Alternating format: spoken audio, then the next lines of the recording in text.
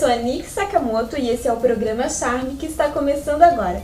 Sejam todos bem-vindos. No programa de hoje eu entrevisto o Emerson Andrade, que é bacharel em Direito, é gestor em Segurança de Trânsito, né, professor nessa área nas faculdades de Brusque, né, e gostaria de te perguntar, como um especialista na área, como você vê a educação do trânsito aqui em Santa Catarina? Ok, Nick, boa em tarde. Em todo o Brasil, né? Sim, é verdade. Mas a gente fala de Santa Catarina verdade. porque estamos aqui, né? É verdade. Nick, primeiro, obrigado pelo convite, né? E parabéns também pelo programa, né?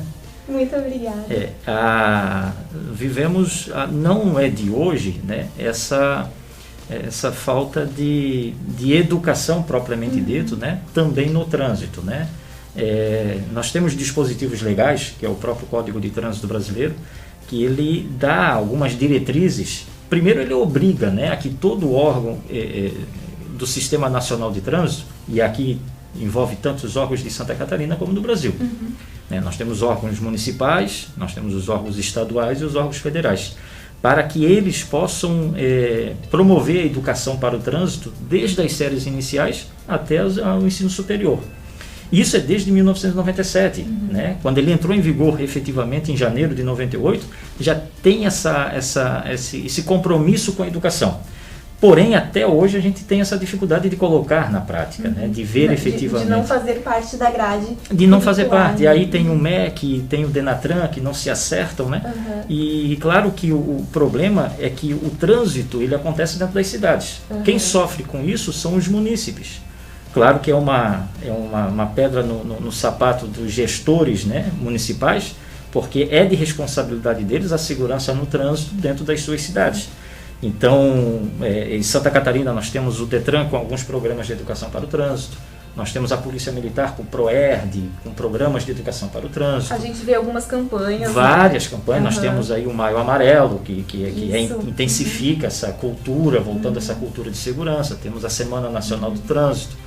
Nós temos a escola pública aqui no município de Blumenau, né, voltada à escola pública de trânsito, né, a exemplo de outras cidades de Santa Catarina, mas ainda não mostraram ainda por que vieram, né, qual é efetivamente as ações que são praticadas no dia a dia voltado ao comportamento no trânsito. Você disse que algo que viesse desde do ensino fundamental e que criasse uma cultura de educação no trânsito. Estreitar essa relação de Secretaria da Educação, né, e aí entendo perfeitamente como educador, como professor que já tem as suas ementas, já tem o seu cronograma, as suas atividades, mas que a Secretaria da Educação e a Secretaria de Trânsito, né, pudesse conversar para colocar efetivamente uma grade, né? Se discute muito, cria uma grade de educação para o trânsito ou coloca a educação para o trânsito de forma interdisciplinar ou multidisciplinar. Né? O professor, por exemplo, de física, né, pudesse ensinar aos seus alunos, né, ele refletir em relação à velocidade, o dano que causa o veículo transitando com excesso de velocidade, a via onde a velocidade máxima é 50 e se ele estiver transitando 80. Incorporar nas fazer ele de forma interdisciplinar, ele entra nas disciplinas ou multidisciplinar, ele pode proporcionar reflexão aos seus alunos as consequências de um acidente. Porque um dos grandes vilões hoje dos acidentes de trânsito é o excesso de velocidade. Eu ia te perguntar isso. Quais são as principais causas? Excesso de velocidade, como você falou, excesso de velocidade, a embriaguez ao volante. Ainda, né? Aí as pessoas têm dúvidas, né? Mas o quanto que eu posso beber para poder dirigir? Muito né? pouco, Um copo, uma taça de vinho, eu posso beber e dirigir? A legislação brasileira regrou, né? Estabeleceu como limite zero.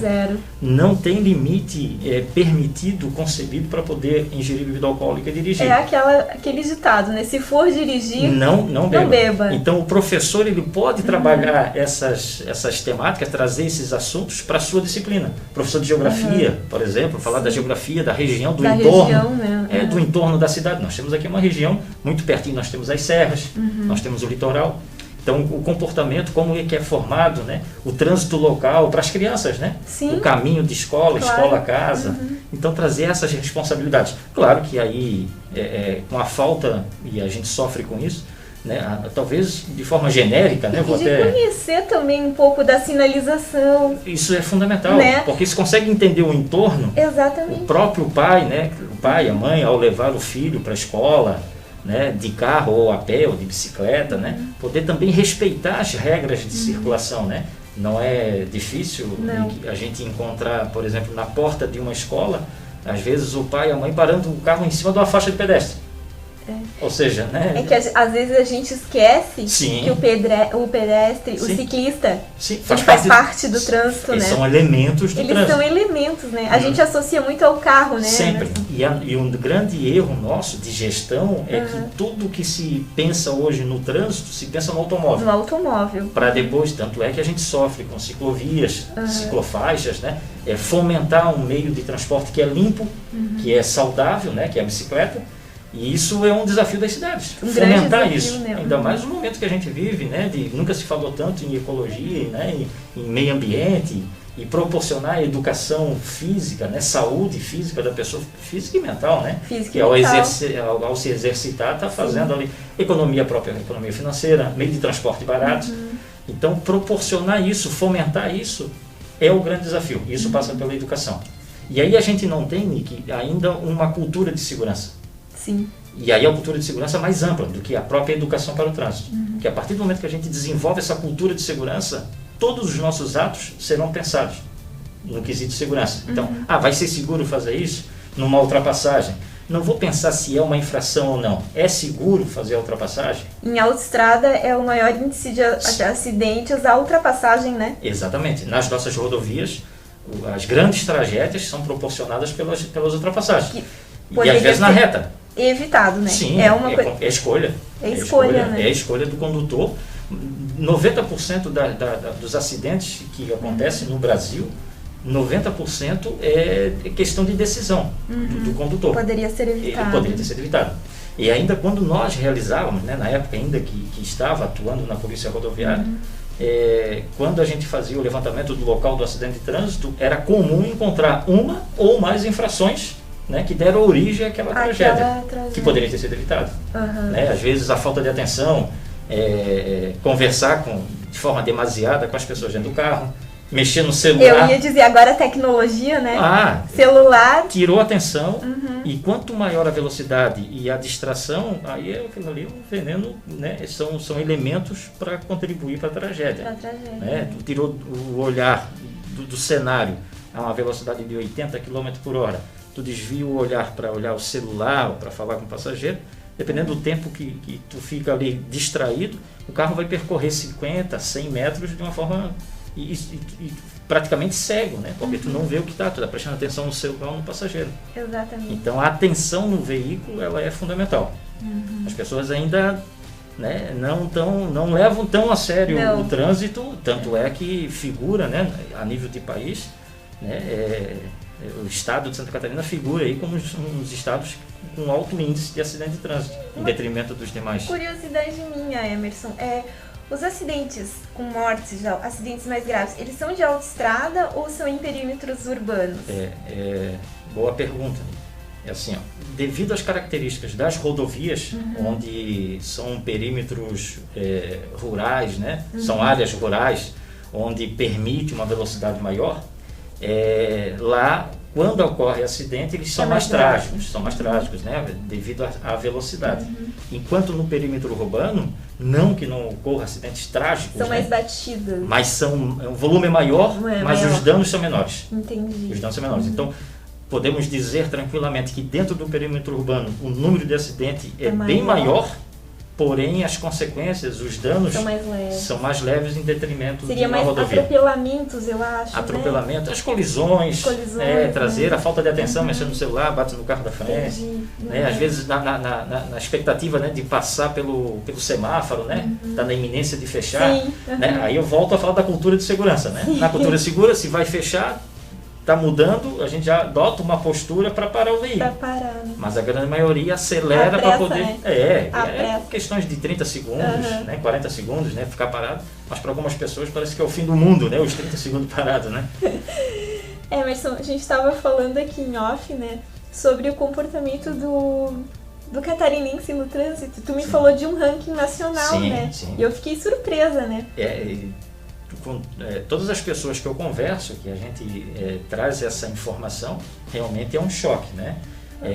Dizer que Santa Catarina, dependendo da metodologia da pesquisa, né, que é aplicada para verificar o quanto de acidente e mortes, determinados momentos da pesquisa nós estamos em segundo lugar no ranking nacional, né, perdendo para Minas Gerais. Apenas para Minas Gerais. Apenas para Minas Gerais. Num país grande desse. Exato, quando se fala em quantidade de pessoas que perdem a vida nas estradas, né? Quando se fala em malha rodoviária, nos assustamos mais ainda, né? Onde aquele estado de Minas tem uma malha de 15 a 16 mil quilômetros, mas aqui estamos com 4 mil quilômetros no máximo de rodovia.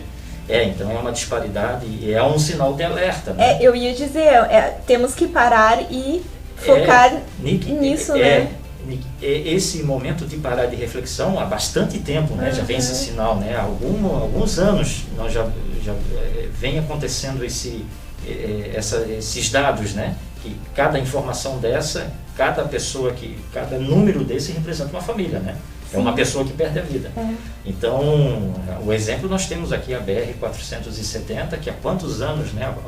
Principalmente quem utiliza dela para trabalho, para lazer, né, e convive com essas tragédias que são anunciadas, né? Se pegar toda segunda-feira, a gente vai ver que teve tragédia na BR-470. E perdeu alguém, né? Perdeu alguém. E aí, o trânsito ele é formado por um tripé, que é entre a educação, a engenharia e a fiscalização. Quando um deles, né, falha, claro que vai vir sempre para a parte da fiscalização. O que nós esperamos, que as pessoas não esperam ser fiscalizadas para poder mudar o comportamento. Né? Se tornem conscientes. Ela tem que ser ela tem que ser o fiscalizador dela própria. Né? A todo momento a pessoa tem que estar com aquele senso de fiscalização, né? Os sensores extremamente ligados, até porque o meu comportamento ele vai ser o diferencial, né, para o comportamento dos demais elementos no trânsito. Se eu tenho uma postura segura, mesmo que outra pessoa acaba cometendo uma infração, mas se a gente estiver atento, a gente consegue agir de forma que é o que a gente prega, né, que a gente ensina na direção defensiva. Não quer dizer que o motorista defensivo ele nunca vai se envolver no acidente. Não, ele pode até se envolver, mas as consequências desse acidente podem ser reduzidas pela contribuição dele. Então ele tem que estar atento, né, a todo o cenário, aos outros envolvidos, né? Aí o pedestre, o ciclista, o motociclista, né? Dentro do perímetro urbano é tudo muito confuso, né? A motocicleta passando de um lado, passando no outro. Às vezes o desconhecimento da regra, né, por parte do motorista. Mas pode o motociclista passar pelo lado direito, pode passar pelo lado esquerdo, pode andar grudado. Então, o condutor, às vezes, ele, por mais que pareça estar numa ilha, né, dentro do carro, mas não, ele está dentro, na verdade, de um oceano, tem vários elementos, né? Tem várias pessoas fazendo parte, tem vários elementos, né, fazendo parte desse trânsito. Seja do pedestre até o motorista do caminhão. Então ele tem que contribuir, tem que ficar atento, por isso não deve olhar celular, não deve estar conversando. Tem que fazer a sua parte. Fazer a sua parte. Só assim nós vamos ter um trânsito mais humanizado e mais seguro, porque não é só cobrar, né, do órgão público, né? O que nós estamos fazendo. O que a gente pode fazer, o que eu posso... Porque, claro, a gente sempre espera que os órgãos competentes, né, façam a sua parte. Tá, mas o que eu estou fazendo para contribuir com a segurança? Se eu fizer a minha parte, certamente isso tem que gerar uma corrente do bem, né? Eu faço a minha parte, a Nick vai fazer a parte dela, os nossos colegas vão fazer, nossos familiares, vai chegar uma hora que o trânsito vai ser um lugar bom. Vamos mudar esse nosso cenário. Eu não tenho dúvida alguma.